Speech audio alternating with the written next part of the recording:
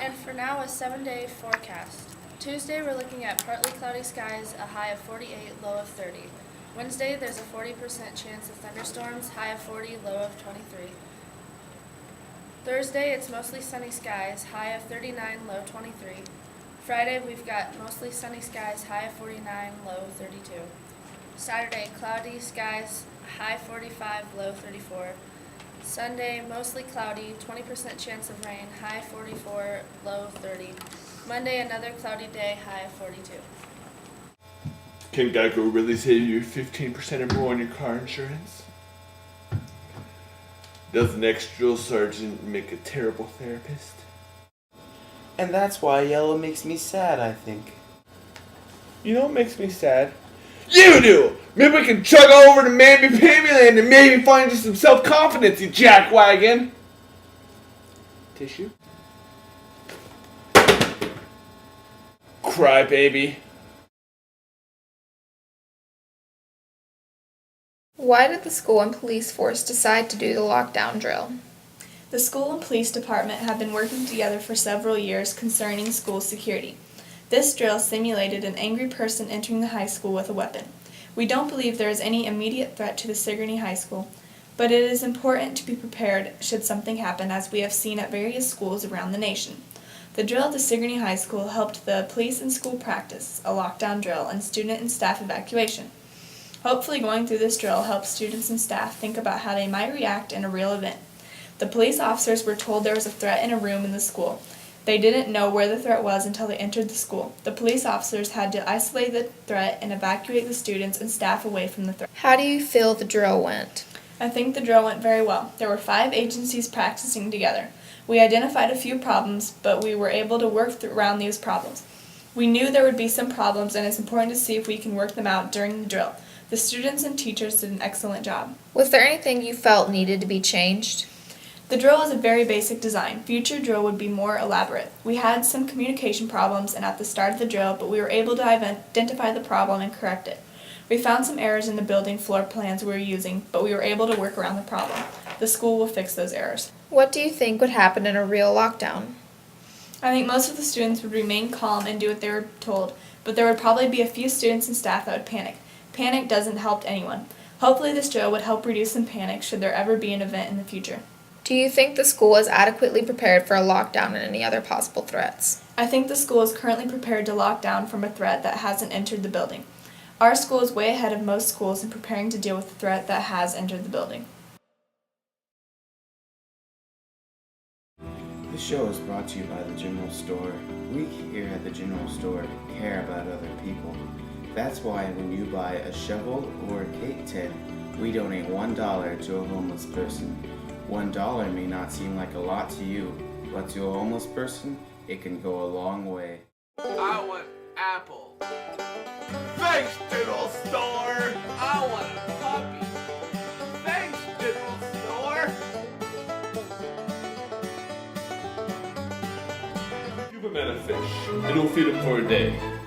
Give a man a knife, it'll feed him for more than a day.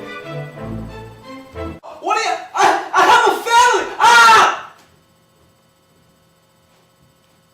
Looks like I stopped the Grinch. Thank you, General Store. What are your expectations for this season?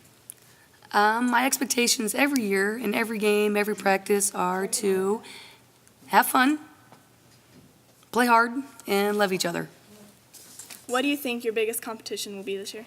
I think our biggest competition will be North Mahaska. They did not lose a conference game last year, and they pretty much have everybody back. Linville-Sully will be tough. They went to state last year and only lost 2 people. Really, the conference is going to be overall tough this year. BGM is going to be strong and physical, and Kyoto is going to be very athletic. And so those 4 teams, and Iowa Valley with Savare and Stork back will be super tough. So those top 5 will give us a big challenge. What do you think the biggest struggle for this team will be? We're going to have to find people to score. We've always relied on just passing it inside, and now we have to really rely on a lot of different people stepping up. I have a feeling that every game there's going to be a different leading scorer, just depending on whatever the defense gives us. And that's kind of actually kind of exciting to see, everybody have a chance to step up and lead the team. And what do you think the biggest strength? Our biggest strength will be our athletic ability. We're fast, we're aggressive, we're feisty, so I really think our defensive pressure will have to be good for us to make up for some of our offensive lack of abilities. So I really expect us to get up and down the floor and pressure people.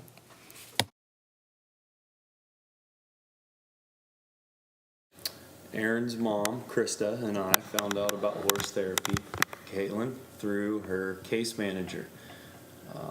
And at that time, it was over by Des Moines. Our case manager was from the Des Moines, Dallas County. Aaron's therapy was in just right outside of Guthrie Center, Iowa.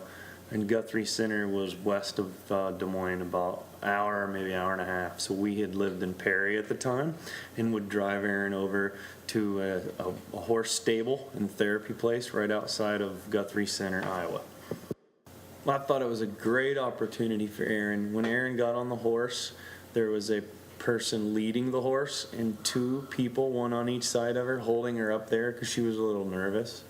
But she really liked it every time she got to ride the horse. She would put a little helmet on just to keep her safe. And first thing they would do is help her just pet the horse on the neck. And Erin enjoyed smelling the horse. She knew when she was on the horse. And then they would start walking her, Caitlin, really slow. And then they would speed it up. And the gait of the horse was supposed to be helping Erin's hips strengthen up and feeling what it would be like to walk. And Aaron really liked it. It's been a few years ago, Caitlin, but if I remember right, they had stairs that we walked up, and it made it a lot easier for Aaron to get on. And I think it was pretty much just riding horseback. I don't think she had a saddle. And then there was a big rope to hold on to. And like I said, she had a helmet that she put on just to keep her safe. They really, so. And then the people on each side of her helped hold her up there. And the horsey wasn't real tall, so the people could walk beside her and hold her up there. But just the help to get her on, and the rope to hold on to, and the helmet to protect her. I think that's about all I remember. I do know that she really enjoyed it because she smiled a lot. I would definitely recommend it for other children. I do know that her mom and dad really had fun watching her do it too. And I don't know how much it strengthened her hips up, but I know she had really fun doing it. It was fun and something that we hadn't done before that and haven't done since. But we did the horse therapy for about a year, Caitlin, along with therapy in a therapy pool. So between the pool and the horse, it was really good. Erin was born premature. She only weighed 2 pounds when she was born. And after about a year, they diagnosed her with cerebral palsy. And it's the PVL, periventricular leukomalacia, is what it's called. That's a big word, isn't it?